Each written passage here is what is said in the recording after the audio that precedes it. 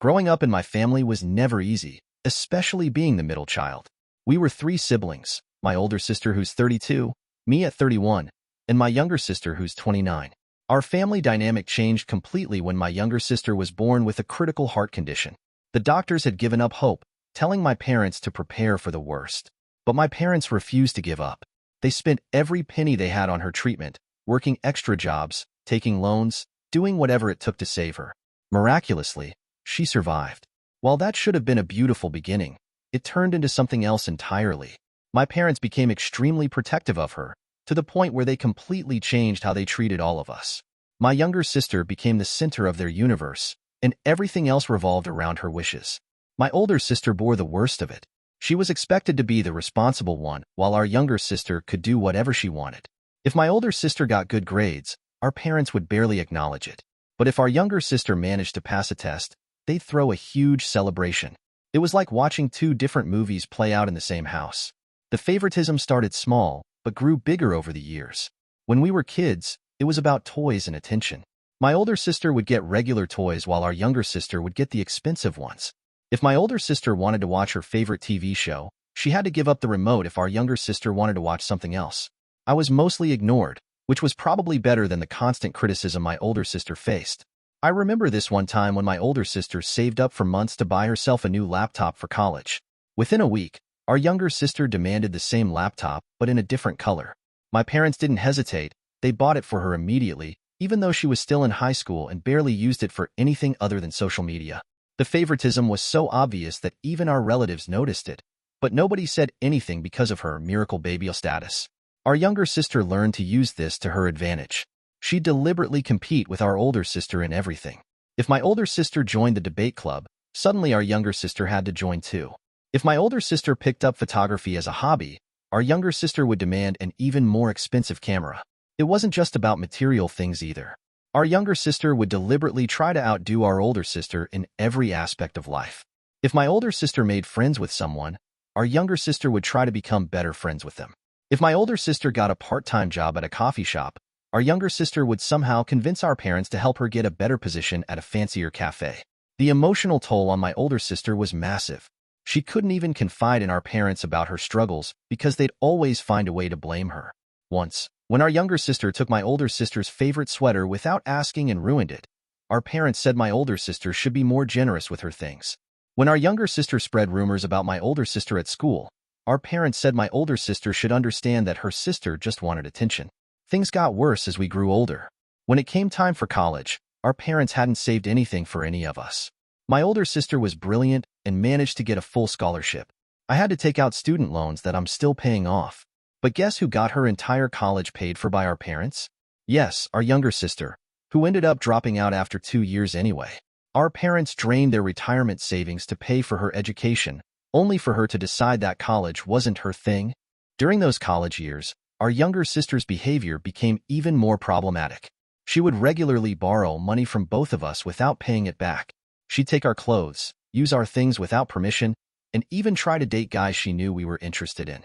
It was like she had this compulsive need to have everything that wasn't hers, especially if it belonged to our older sister. The real storm hit when my older sister started dating this guy in college. Let's call him Rob. He was her first serious relationship, and she was really happy. He seemed like a decent guy, respectful, ambitious, and genuinely interested in my sister. For the first time in years, I saw my sister truly happy. She would talk about their future together, about how he understood her in a way no one else did. She made the mistake of bringing him home during summer break. I still remember the look on her face when she found them together, our younger sister and Rob, in our basement. The worst part wasn't even catching them. It was what happened afterward. Instead of being horrified by what their younger daughter had done, our parents actually suggested that maybe it was meant to be, that these things just happen. They even had the audacity to tell my older sister that she should be happy for her sister finding love. That was the breaking point for my older sister. She cut off contact with our parents and our younger sister.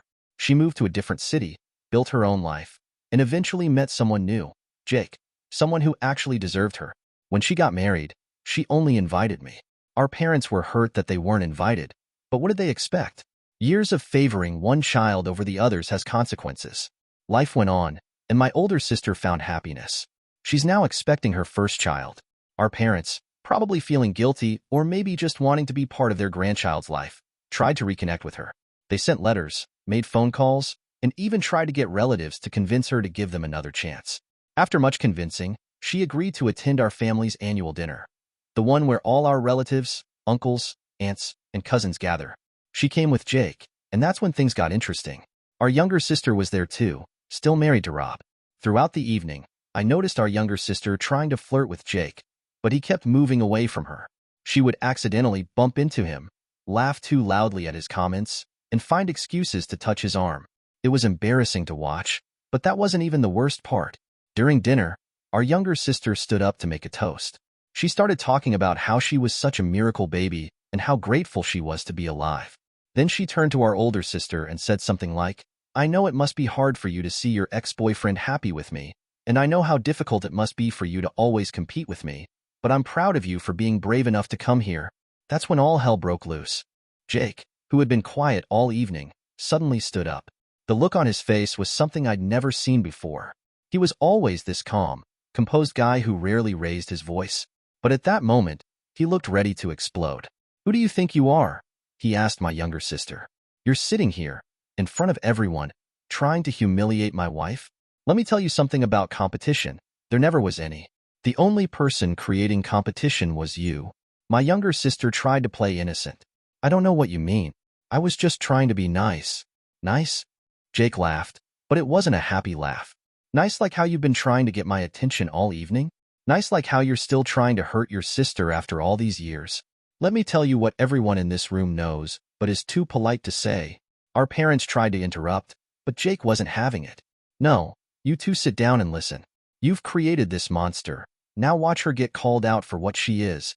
The entire room went silent. All our relatives, about 50 people, sat frozen with their forks midway to their mouths. Some of my cousins had already pulled out their phones, probably sensing that something big was about to happen. "You think you're special because you were a miracle baby?"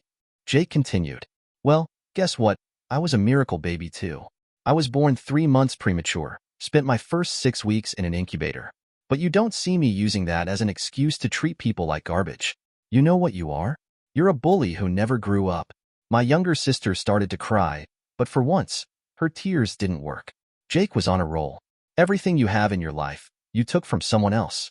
You couldn't stand to see your sister happy, so you had to steal her boyfriend. You couldn't stand to see her move on, so now you're trying to get my attention. Do you even have anything that's truly yours? Any accomplishment that you didn't achieve by stepping on someone else?"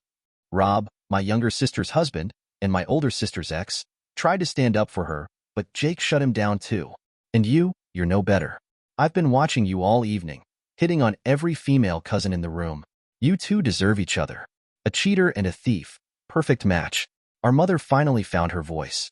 "That's enough. How dare you speak to my daughter like that? How dare I?" Jake turned to our parents. "How dare you sit there and defend her? Where was this energy when your oldest daughter was crying in her room? Where was this protective instinct when your youngest was bullying your other children? You failed as parents, and you're still failing." I have to admit, I was enjoying this. Behind my wine glass, I couldn't help but smile. Years of pent-up frustration were finally being released, and Jake was saying everything we'd always wanted to say but never could. "You want to know something funny?" Jake continued. "Nobody in this room likes your precious miracle baby. Ask them. Ask your nieces and nephews who she bullied in school. Ask your other children who she tormented at home. The only reason people tolerate her is because of you too." My younger sister was full-on sobbing now, but for the first time in her life, nobody was rushing to comfort her. Our relatives sat there, some nodding in agreement, others looking down at their plates. "And here's the kicker," Jake said, his voice getting quieter but somehow more intense. "You're not even a good person. You've been trying to seduce your sister's husband, again, right in front of everyone. Did you think nobody would notice? Did you think I wouldn't notice how you kept accidentally touching me? How you kept trying to get me alone? You're pathetic." Our father stood up, his face red. "Get out of my house." "Gladly," Jake replied. He turned to my older sister. "Honey, let's go.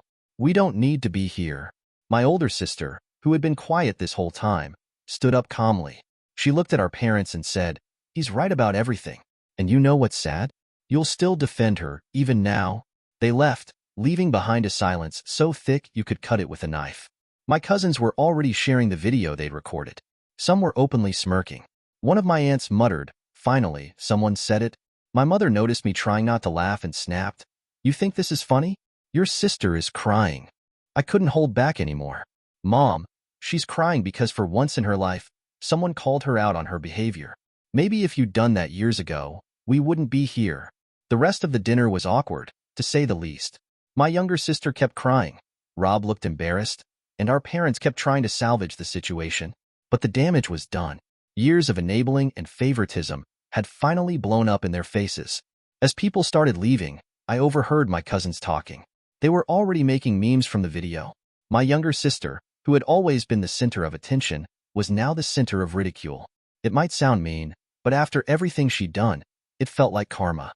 One of my cousins pulled me aside and showed me all the messages our family members were sending in the group chat. Apparently, lots of people had stories about my younger sister's behavior that they'd never shared before. It was like a dam had broken, and everyone was finally speaking up about how they really felt. My aunt, who had always been close to our mother, actually said, "Maybe now they'll see what they've done to their other children." She looked at me sympathetically and added, "You and your older sister deserved better." I went home that night feeling lighter somehow. Yes, it was messy and dramatic, but sometimes that's what it takes to break unhealthy family patterns. My phone kept buzzing with messages from relatives, most of them supporting Jake's outburst. Some were apologizing for not speaking up sooner. The next morning, I woke up to dozens of missed calls from our parents. They wanted me to help them fix this situation, but for the first time in my life, I didn't feel any obligation to smooth things over. This wasn't something that needed fixing, it needed to happen. I called my older sister instead. She answered on the first ring. She sounded tired but relieved. We talked for a while about what happened, and she told me Jake felt a bit bad about losing his temper. Not about what he said, all of that was true, but about how he said it. I decided to go visit them in person. When I got to their house, Jake pulled me aside while my sister was in the bathroom. He showed me his phone, and I couldn't believe what I was seeing. My younger sister had been sending him messages nonstop since the dinner. She'd made 3 different social media accounts after he kept blocking her. The messages ranged from apologies to insults about my older sister, and there were even some inappropriate photos. Jake was furious, and honestly, so was I. This was crossing a line, even for her. He'd saved all the messages as evidence, thinking we might need them later. We decided to confront our parents one last time. They needed to see exactly what kind of person they'd raised. We didn't tell my older sister about this meeting. She was pregnant, and we didn't want to stress her out more than necessary. Jake and I met with our parents at their house. As soon as we walked in and saw my younger sister sitting there, Jake lost it again. He started calling her names, and I had to calm him down. Before anyone could start arguing, I pulled out Jake's phone and showed them everything. All the messages, the photos, everything. Our parents tried to deny it at first, saying someone must be pretending to be her. But then Rob, my younger sister's husband, grabbed her phone. Sure enough, he found all the messages there too. You should have seen Rob's face. He started yelling at my younger sister, who just curled up into a ball on the couch. I turned to our parents and let them have it. I told them they were failures as parents, that they'd created this mess by always favoring their precious miracle baby. Where was their concern when their oldest daughter was betrayed? Would they have been so understanding if my older sister had stolen my younger sister's boyfriend? Jake told them they should be ashamed. "Look at your daughter," he said. "Can you honestly say you're proud of her? Are you proud that she's trying to break up her own sister's marriage? Are you proud that nobody in the family respects her?" My mother started crying, saying it wasn't fair that the whole family was turning against them. I just looked at her and said, "And whose fault is that?" My father, who usually has something to say about everything, just sat there looking defeated. I guess when your entire extended family starts calling you out on your bad parenting, it finally hits home. I told them that me and my older sister were done with them. They'd spent their whole lives investing in their spoiled daughter, so they could ask her for help when they got old. I was going to move closer to my older sister because she actually needed family support. Real support, not the toxic kind our parents provided. Jake threatened to go to the police about the harassment, which finally shut my younger sister up. We haven't heard from her since then. Some of our cousins told me that most of the family has stopped talking to our parents too. Even our grandmother, who usually stays out of family drama, called them out. Apparently, our parents had lied to her about the whole situation with Rob, telling her that he and my older sister had just dated casually and broken up. It's been a few months now. I did move closer to my older sister, and it's been great. She's due to have her baby soon, and I'm excited to be an uncle. Jake turned out to be everyone's hero. All our cousins love him now. Some of them even got him a trophy that says, "World's Bravest Brother-in-Law" as a joke. Our parents still try to reach out sometimes, but we've both blocked their numbers. They send messages through relatives, saying they miss us and want to make things right. But you know what? Sometimes making things right means accepting that you messed up too badly to fix it. My younger sister and Rob are still together, though I heard from cousins that their marriage is falling apart. Turns out Rob's been cheating on her too. Karma, I guess. Our parents are learning the hard way that when you put all your eggs in one basket, you shouldn't be surprised when that basket turns out to be full of holes. The family video of Jake's speech at dinner became legendary in our family group chat. Some cousins even made memes out of it. My younger sister tried to demand they take it down, but nobody listens to her demands anymore. It's funny how things change when people finally stop being afraid to say no. I've learned a lot from this whole mess. Sometimes the hardest thing to do is stand up to your own family, but sometimes it's also the most necessary thing. My older sister is happier now that she's completely cut ties with our parents. She's focusing on her pregnancy and her future, surrounded by people who actually care about her. As for me, I'm done being the quiet middle child. I'm done watching my parents enable bad behavior. I'm done pretending everything's okay when it's not. Sometimes family isn't about blood. It's about who actually treats you like family should. Our cousins keep asking for the full video of that dinner, but we've decided not to share it outside the family. As satisfying as it would be to let everyone see my younger sister get what she deserved, we're not like her. We don't need to hurt people to feel better about ourselves. Life's better now. Quieter. More honest. And isn't that what family should be about in the first place?